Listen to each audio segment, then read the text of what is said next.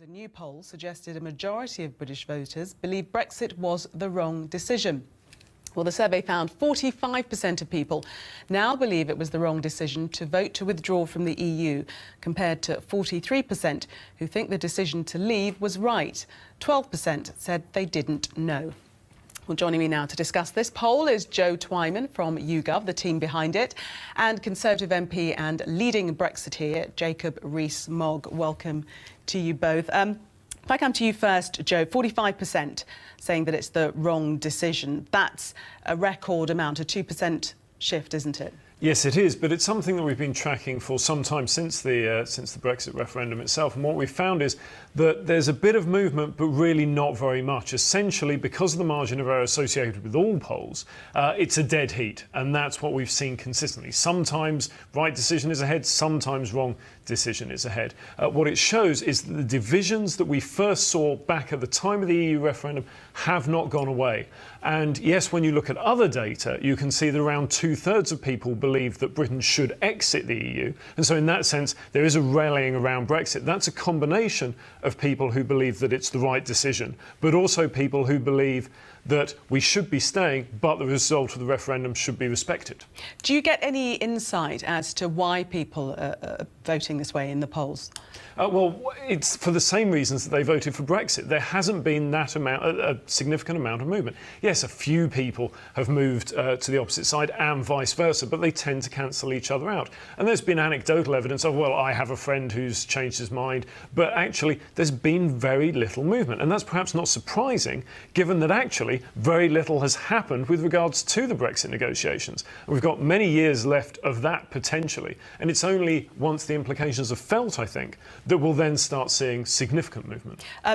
Not a great deal of movement, but movement nonetheless towards those that perhaps regret voting for the UK to leave the EU. Are you worried at all by that, Jacob Rees Mogg? No, because I've listened carefully to what Mr Twyman has said, and what he said is extremely sensible and right, that the movement is within the margin of error.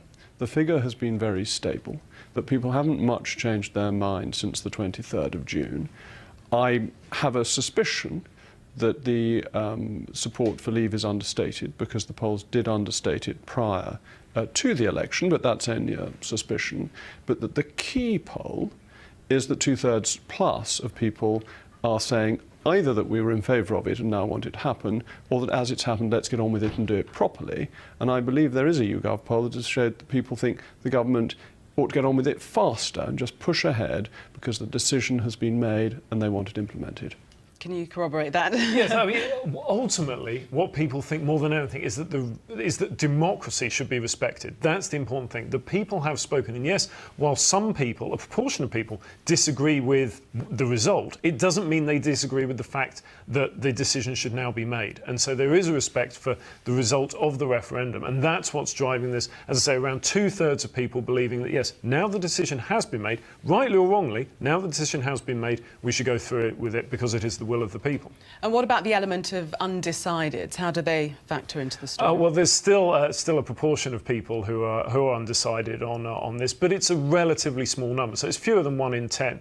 But again, there's a lot still to come on this, and there's no doubt that this will play an important role in the general election campaign, because, as I say, the divisions are still there, and so that means that around 1/3 of the people who voted Conservative at the last election voted to remain part of the EU. Around 2/3 of the people who voted Labour also voted Remain, but that leaves 1/3 who voted to leave. How strategically you deal with that during an election campaign will be an interesting challenge for all the parties. I think the key on that is the 2/3 of people who now accept the result and want it implemented, and therefore will want the result implemented effectively. And that's pointing very strongly to Mrs May, because when you think, should we have Mrs May negotiating with Mrs Merkel or Jeremy Corbyn, everybody pretty much says they want Mrs May, and therefore that part of the research I think is crucially important and very beneficial for the Conservative campaign. You mentioned Angela Merkel. What did you make of her comments today that there are Brexit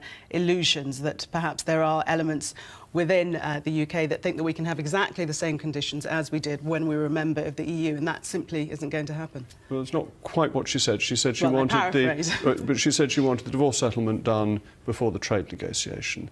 The great thing is, we have, as our Prime Minister, a lady with considerable backbone who I would support going into negotiations with Mrs. Merkel. Mrs. Merkel is a hard-boiled egg, and she's going to be tough to negotiate with. And the key is we've got somebody who can stand up to her.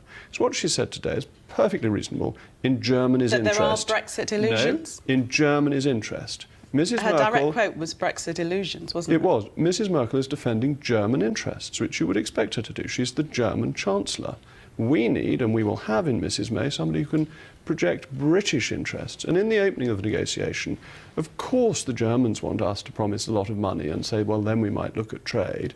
That won't be in our interest. We will want to say, we want to know what we're getting out of this, thank you very much, before we agree to give you anything in return. So what do you... But that's where having Mrs. May is going to be so good, because she's tough enough to do it. What do you interpret by the German Chancellor saying that there aren't Brexit illusions? What do you interpret by that? At the beginning of a negotiation, people set out their position as strongly as they can. And what she's doing is trying to make us feel less sure in our own position. There aren't Brexit illusions. We know that they need our money. And that's a key strength for us in these negotiations, and they want us to buy their goods. We shouldn't be bullied by Mrs. Merkel, and it's Mrs. May we need to stand up for us. And Mrs. May has made much of the strong and stable government leading us into Brexit. Is that really the only campaigning issue for the Conservative Party? What about the other issues that Jeremy Corbyn's talking about education and things like that? And a few extra days holiday and all being lovey-dovey. I mean, but is it all about Brexit? Jeremy Corbyn's campaign hasn't yet been serious, to be fair to him. Perhaps it will become serious, but we'll wait and see.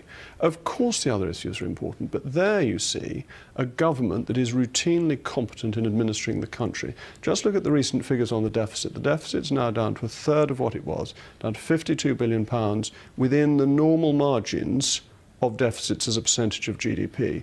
That's the essence of competent government, running the economy well, allowing us to afford the services that people want.